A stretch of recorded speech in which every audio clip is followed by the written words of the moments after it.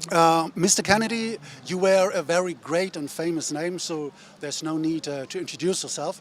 But in fact, besides the people who are protesting here in Germany, lots of people don't really know what you are doing. So please, could you explain what exactly are you doing? What are you famous for besides your name?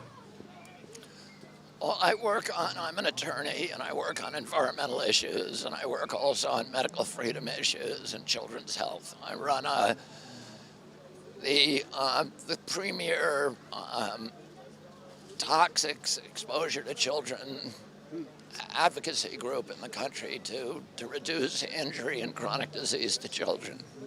Today I'm here because Germany today is the front line. Just my uncle came here almost 60 years ago and did his Ich bin ein Berliner speech. And at that time, Berlin was the front line against totalitarianism. And today the same thing is happening. Because governments love pandemics the same reason they love war, because it gives them the capacity to impose authoritarian controls on populations. And we're seeing many, many controls that don't make sense to people, that don't have the support of science. And we're seeing policies that are passed where there's no risk assessment done.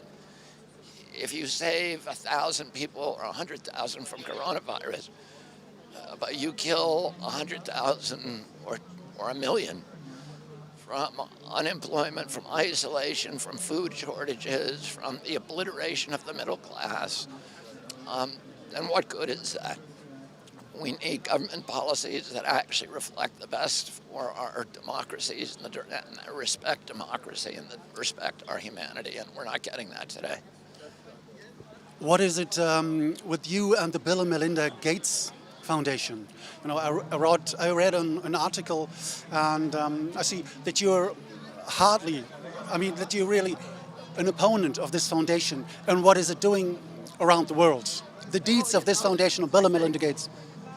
The problem with the Bill and Melinda Gates Foundation really is an abuse of power.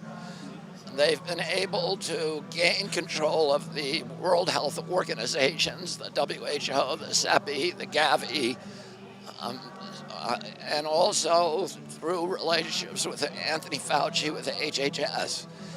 And you have a billionaire who has no medical training, who is dictating policy, and he has a belief that human health comes from technology, that the only way to stay healthy is in a syringe. And because of that, he has changed WHO policies to take money and resources away from the traditional preoccupations, which were nutrition, sanitation, hygiene, development, and change all the money into vaccines, which we know when you look at the science are doing far more harm than good.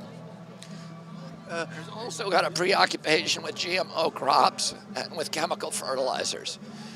And in Africa, for example, his policies are designed to move Africans away from traditional agriculture that is multiple crops to cash crops like corn, GMO agriculture, and chemical agriculture.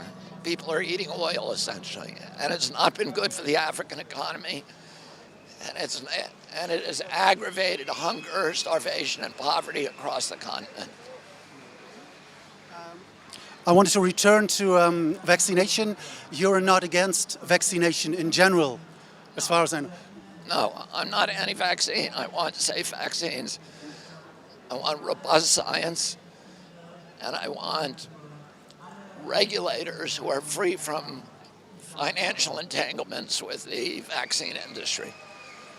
We need that because a lot of the vaccine programs across the world now are very corrupted. And as a result of that, vaccines are not safety tested. Every other medicine has to be safety tested against a placebo. Of the 72 vaccines now that are mandatory in the United States, not one has ever been safety tested against a placebo. How can that be? Why is it? You know what? It's an artifact of CDC's legacy as the Public Health Service, which was the old agency, it was the predecessor agency. and it was a quasi-military agency. And You said military. that's why people at CDC have military ranks, like Surgeon General, and they wear uniforms. And the vaccine program was launched as a national security defense against biological attacks on our country. So they were worried if the Russians attacked, I know you would never have done this, but if they attacked us with anthrax or some other biological agent, they wanted to be able to formulate and deploy a vaccine very quickly to 200 million American civilians with no regulatory impediments. And if they call it a medicine, you have to do double-blind placebo testing. That takes 5 years. So they said, we'll call it something else, and we'll make it so you don't have to test it.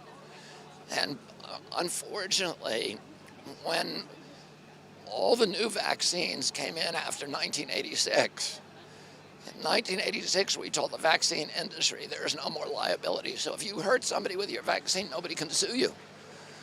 All of a sudden, there was a gold rush to put more vaccines onto the schedule because they became very, very profitable. And none of those vaccines were ever safety tested. They took advantage of that old military loophole. Wow, that's very interesting. I didn't know that. So, People don't know it. You know why people don't know it? Because there's censorship.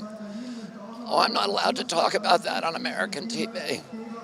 And if you put it on the social media, they'll censor you. If people knew the truth,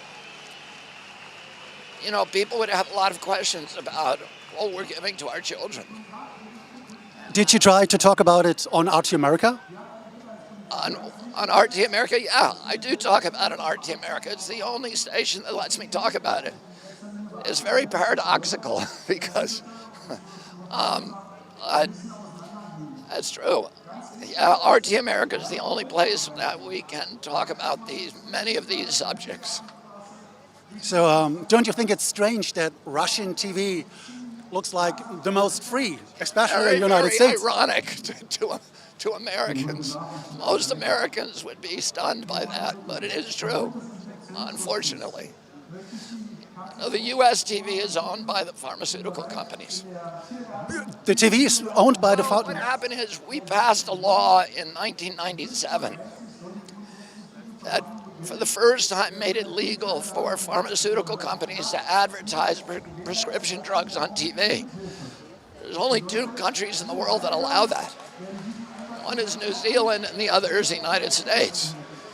And that's why we Americans consume more drugs and more expensive drugs, higher expense than any country in the world, and we have the worst health outcomes. Pharmaceutical drugs are now the number 3 killer in the United States after heart attacks and cancer. But nobody talks about it, because if you look at the evening news in the United States, out of 22 advertisements on a typical news show, 17 of them are pharmaceutical. And so they're dictating content.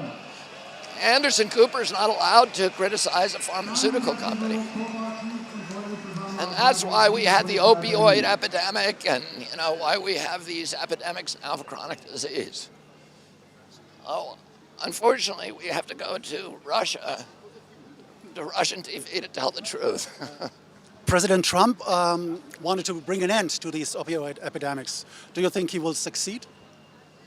Well, he originally said that he was going to do that, but then he took a lot of money from the pharmaceutical industry, and his appointments have all been pharmaceutical lobbyists and insiders. So no, I don't think so, but I'd be happy if he did.